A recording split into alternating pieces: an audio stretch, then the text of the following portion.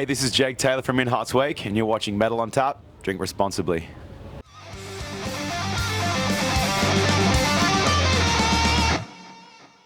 G'day everyone, it's Jai here for Metal on Tap, and I have a very special gentleman with me this afternoon. Would you mind introducing yourself to the people? My name is Jake Taylor, and I play in a heavy band, let's say, called In Hearts Wake.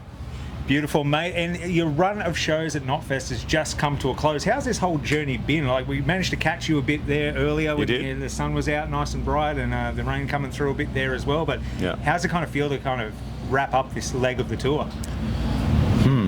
A sense of relief. Yeah. And the relief being just, we don't need to go into cyclone stuff, but like, just to like get everyone here safely, play the gigs, and not just play the gigs and get it done, but actually feel like not only did we give it our all, I feel like we squeezed it for all that we could possibly give and receive, and I feel really like there's like an accomplished feeling at the same time as the relief, you know? And you should feel proud, because I've been walking out there going to people, oh, who have you really enjoyed today? And a lot of people are going, In Hearts Wake, fantastic. So like, you've obviously made an impression on the people out there as well. How does it feel playing these festival shows, like compared to what you've just done? You've just finished up a club tour, really, like going around doing all that. How's the energy different? How do you feel different getting ready for these shows? Yeah, cool. Look, I like a bit of both. I need a bit of both. Yeah. They're very different rhythms. When it's your own headline show, the container is the room. You know, it's held, it's dark, you've got your lights. You can often like hide behind the lights if you need to, and like the vibe is everyone's drinking. It's late, like so. The vibe is already half created for you. Yeah. Because you've picked the bands who are playing before. You know what the playlist is of the music. It's great. Yeah. It's so much fun. And playing a full set is great. With these sorts of things, you come into it not with an expectation, but with a desire to win people over, and you've got to give it your all. Yeah. And that draws us to go deeper often in these events. If it's a big headline capital album thing, don't get me wrong, we've got to dig deep, because the expectation is on us to deliver.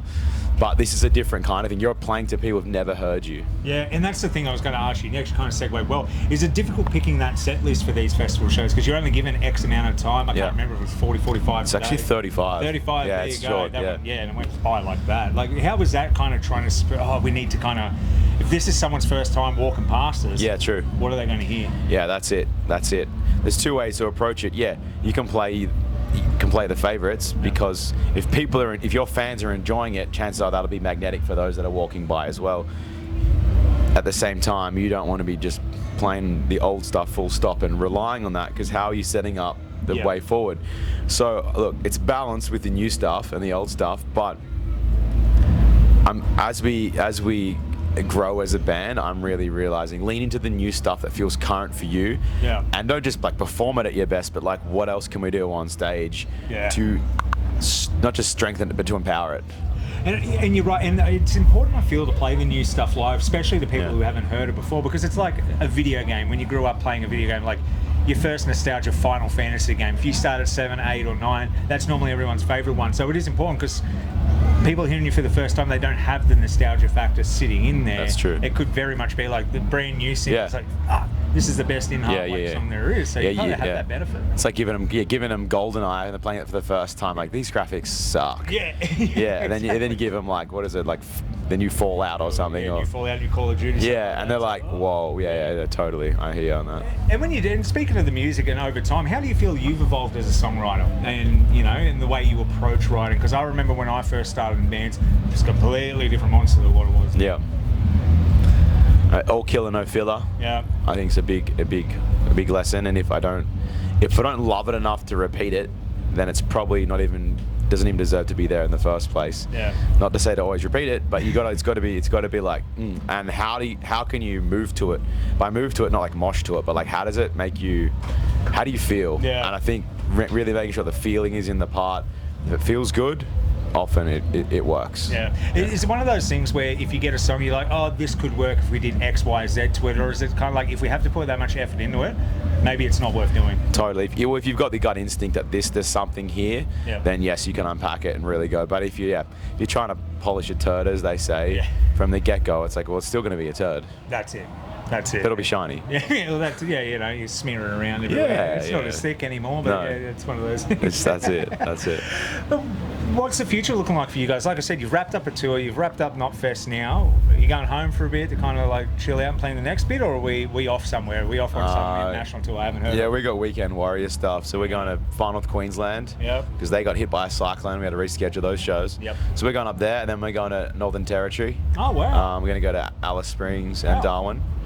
Which is great. We've played there. We've played there before, cool. like once or twice. But you know, every 4 or something years we can get there, and they go off. They're very grateful that you get there. It's very expensive to get there, not easy. So do that, and then it's off to Europe, and it's a big European tour supporting a band called Caliban. And Caliban, the German. Yeah, exactly. They're strong in Germany and Austria, and they'll be I got good. to see them in 2023 at Wacken, so cool. I know how those guys go live. So I think that's going to be a fun pairing. So you're opening support on that? Main support. Oh, you're the main support. Yeah, main support, which is really nice to be given that 45-minute time slot and honoured as their main support, and we feel like let's deliver what it is they're asking. You know, give it to them. And that's a cool one too, because I feel it complements kind of what you guys are doing as well. So you've got the chance to show a huge audience, like a big, wide variety of audience, how you guys go. I feel like the Aussies are getting a bit more popular over in Europe. It took us a little while there. I think Parkway, you've got to give Parkway a little credit to kind of break the wall, but make them suffer doing it over there now. Like you've got you guys going over. I think Polaris are doing something. Yeah, Europe, no matter what, Europe's a slow grow kind of a place. You've got to return and keep showing up, and then it'll be 10 more next time, 10 more next time. Whereas in America, you can have like a huge hype overnight sensation that TikTok they used to, and then you just go to like massive rooms. But Europe doesn't perform like that, I don't feel, and that's healthy because it's brick by brick people who really they're there to support, and they see you showing up against it, they'll show up. Yeah, and I like the way they've done it, and it's funny, you look at a Wacken poster or a Hellfest poster and you see bands that are right up the top now, and you go back a couple of years, here they are, and here they are. So you literally are watching a band climb a ladder, which is unreal to see. And you're right, because in America, you know, and not to like throw shade on them because I love them, like stuff like Bad Omens and all that, who blew up on TikTok. They went from the second support act here at Knotfest to 2 sold-out shows at the Horton Pavilion 2 years later. Like, totally. It just kind of goes to show you the power of just something going viral. That's right, and the right teams behind those bands to give them the budget or support they need to then sound and be incredible in those arenas. But without that good team, it's just like, wait, what? Because you didn't have the slow growth. But I think in not Bad Omens, but in this, you mentioned Magnum stuff. These, you know, bands like bands not playing so much track and singing, but like it's more furious. There's more that punk hardcore ethic behind it, brick by brick.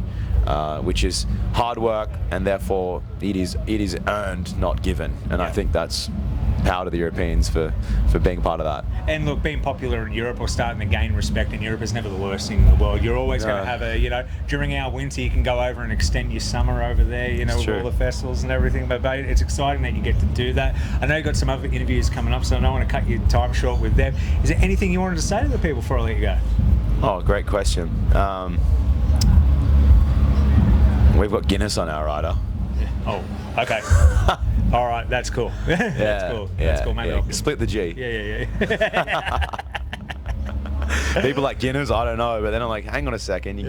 Everyone's been scarred when they were a kid with a dad or something that used to drink Guinness. But if they revisit it and you say, like, think of like cold drip coffee. Yeah. You forget.